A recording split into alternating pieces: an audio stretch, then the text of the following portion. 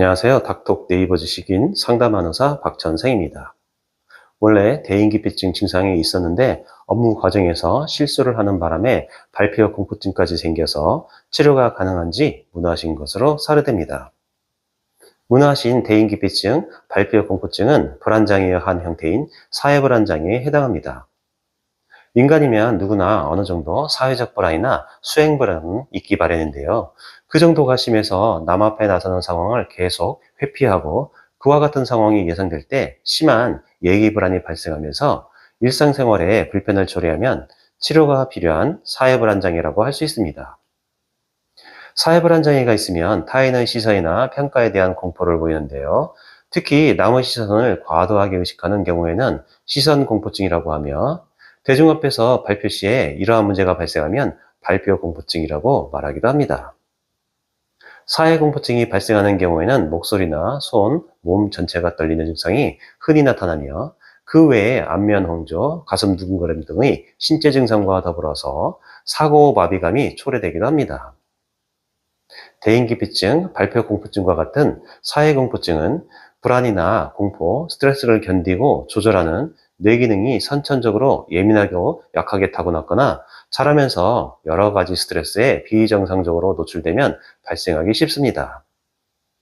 한의원에서도 대인기피증이나 발표 공포증과 같은 사회 공포증을 잘 치료하고 있으며 나아가 한의학적인 치료만의 장점도 많습니다.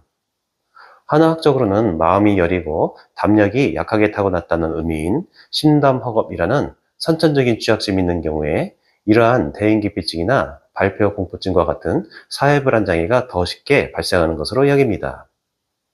그래서 한의원에서 대인기피증, 발표 공포증 등을 치료할 때는 환자의 장부와 기혈 상태를 점검하고 사회불안장애를 불러올 수 있는 체질적 약점을 찾아서 뇌와 몸의 균형을 유도함으로써 공포나 불안, 스트레스를 스스로 조절할 수 있도록 도와줍니다. 이를 위해서 한약치료, 침뜸치료, 약침치료, 순환법 등을 활용하여 체질적 약점을 보강할 뿐만 아니라 감정자위기법과 같은 한방 심리상담 치료를 통해서 사회불안장애와 관련된 스트레스나 트라우마까지 관리합니다. 이러한 한학적인 사회불안장애 치료 방법은 뇌신경계의 흥분을 강제로 억제하는 것이 아니기 때문에 치료 과정에서 졸리거나 살이 찌고 머리가 멍해지는 부작용이 거의 없으며 약물에 대한 의존성이나 중독성에서도 자유롭기 때문에 치료 완료 이후에는 복약을 중단하더라도 그러한 증상이 다시 심해지는 반동 현상 또한 훨씬 적어서 대인기피증이나 발표 공포증과 같은 사회불안장애를 안전하게 치료할 수 있습니다. 그런데 대인기피증이나 발표 공포증 등을 포함한 대부분의 사회불안장애는 적절하게 치료를 받지 않으면 평생 지속될 가능성이 높습니다.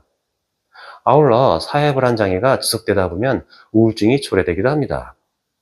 그러므로 더 이상의 악화와 동반 문제의 발생을 예방하기 위해서라도 가급적 조기에 치료받는 것이 좋겠습니다. 감사합니다.